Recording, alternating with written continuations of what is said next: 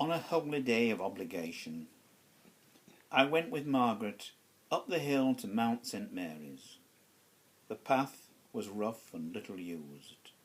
Her black runners had holes, her ankles were bare. She wore a washed-out, flower-patterned frock. You wore a torn scarf over your hair. As we sat in the dark square of the church, the footsteps of penitents echoing, Christ bleeding, candles burning, the confessionals closed. In the attic were 100 pre-war picture posts with sepia prints of Boer War soldiers and pyramids of cannonballs stacked by their gun. Make war not love, the motto said, hanging over the double bed, and I was bred to defeat, as every growling dog knows. But no child in the streets ever fought another. We were all everyone's sister or brother. Whenever anyone fell, there was always someone near to kiss you better. And when I was younger, Auntie Nellie took me once a week to Leeds for sweets in the county arcade, paved with mosaics like a Roman forum. The shop that sold penny rolls of swizzles in rainbow colours was always our first call, and our last was milk and angel cake at Marks and Sparks. Behind the streets lay the cooper's yard, the drays of empty barrels coming and going all day. At dusk there was quiet in the streets. The gas lamps flickered and flared as we stared at the mantle. As if by magic it flamed and glowed as light flowed into the shadows. The sides of the lamps were slides of mirror glass, and as we passed there seemed to be a spirit guarding us. We drew our hopscotch squares and rainbow chalks, and in the vineyards played at hide and seek.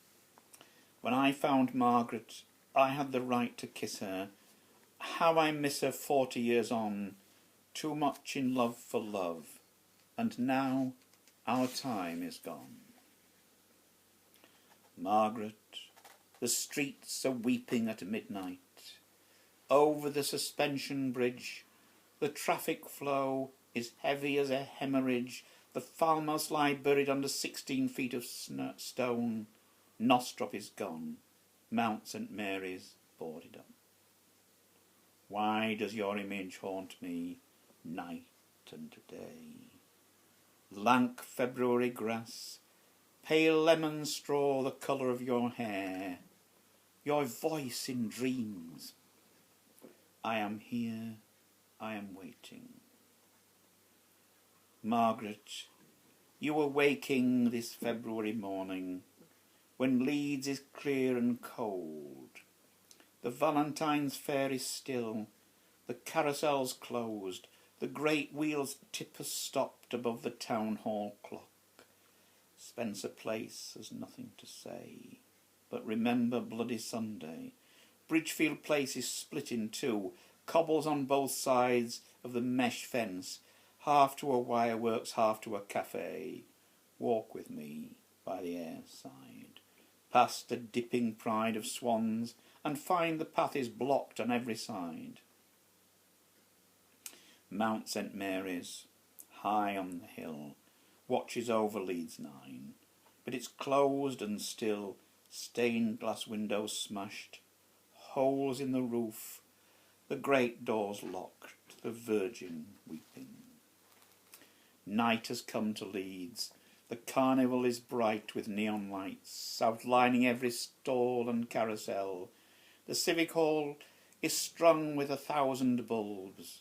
On Beeston Hill I hold the city in my arms.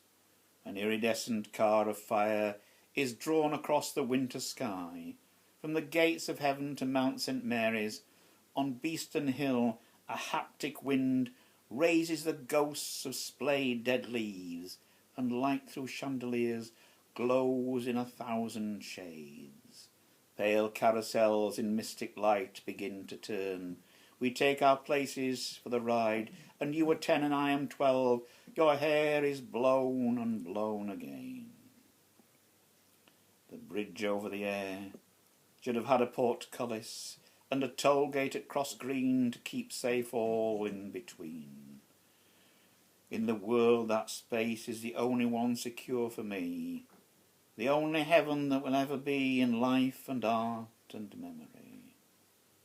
The 6 streets came straight back against a wall to the goods yard, against a fence, against the windowed wall of the tall black block of offices marked LMS, with a huge clock and forecourt where drays and lorries rushed and loaded and turned. The 4 men wore black jackets with silver buttons, and brass watch chains decked their waistcoats. They thumbed winders the size of burrs to open watch faces, clipped wire spectacles over their ears, humming and hawing and blowing their noses into huge white handkerchiefs, and set pint mugs on the wall, not drinking but supping, wetting their whiskers and drying them off on braided sleeves. Eric Frome, you know what I mean. The blow was not my cold mother, but the move from the streets, and Bruno Bettelheim, your idea of Mataplet would fit Margaret and me to a T. My father, you were deaf then dead, hurling the words you could not hear against a wall of silence, as with these words I try to heal you. Father, hear me. In your eyes I saw a gleam, a glint, the shadow of a splint of light, the jaunting car as a boy you had a lift to school in. My dream of Lincoln Cathedral, the stone effigy of a knight in repose, with the words upon his tomb, come here and you will discover the secrets of your ancestry. But still I did not go, nor to the dairy in Northampton, where they washed the floors in milk each afternoon in the cool silence. The butter-making done, milk in the tall chiming churns rolled onto the platform by the railway. I began my poetry on a Woolworths pad, where a lily floated on the cover in green and white and red. I wrote to Margaret my first letter, from the breakwater lined with seaweed, where I let my great pink beach ball float out beyond recovery. I was so lonely there. No one could reach me or touch me or teach me grief that you were not with me. My recurring dream was the garden of Monet, lilies, a bridge and a stream. I call them my Princess Margaret dreams, your name always there, your shadow among the shades. The Princess Cinema, with its Saturday matinees, and you, Margaret, queen of my 10-year-old heart. These images fused to make the dreams I was too obtuse to realise. Margaret, I want to know where you are, near or far, by the town hall clock, or distant as a star. I have searched all the way down, from the Jews' Park to the public dispensary, where they have painted the railings on the bridge a rich vermilion, richer than Rowan or port wine, richer even than the palette of Vermeer. There is frost everywhere, holding together the clamped benches in the garden for the blind, binding the branches of the shrubs sown along the path to the garden for the disabled. I have touched the haptic stones, patterned in the empty silence of Roundhis dawn, the park stretching away in trees and mist and morning frost. Time after time, time out of mind, I have searched for you, unending as my song, the search is going on. I have washed the town hall walls and made newer stones. Back Lane was demolished a week after I found it. The gas lamp anchored to the wall is gone, the cobbles sold off, the steel base of an office block already raised. Upper Accommodation Road no longer forks in two. One way had Deirdre's mother's shop with odds and ends, combs and cotton reels and hair grips on cards. The road and the shops have gone, and Deirdre has died, and on the other side the co-op is long gone, where we got your mother's shopping once a week from. Sugarbag blue I call the colour of your knickers as you stood over the basket we struggled back with. Your eyes reflected the image of me at 10 in my tomato red t-shirt, looking at you in your washed out flower patterned frock. Margaret, Leeds is bound with fog. This Friday in late March, in search of you, I went to Kirkstall where monks once paced a passage underground to the nunnery, and in the museum I walked the cobbled streets of memory. They will place you in a sedan chair, wearing your diadem of stars, and bear you everywhere, candles aloft, with gold light smoking in fruited stems, and gems of vine and ivy leaves and columbine. O Margaret mine, Margaret, the wind is howling round the edge of Bridgewater Place, or on the space where once it stood.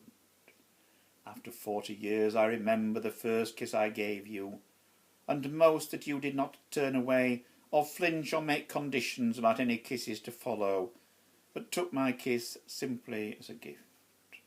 It's been a problem ever since, with everyone.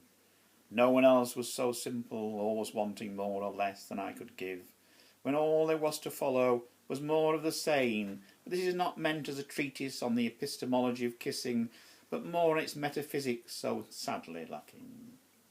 You were the only one who did not insist the conditions of kissing be written in tablets of stone, that I not be affianced elsewhere, be scrubbed to the bone, certified free of STD, solvent, and holding a current contract of employment.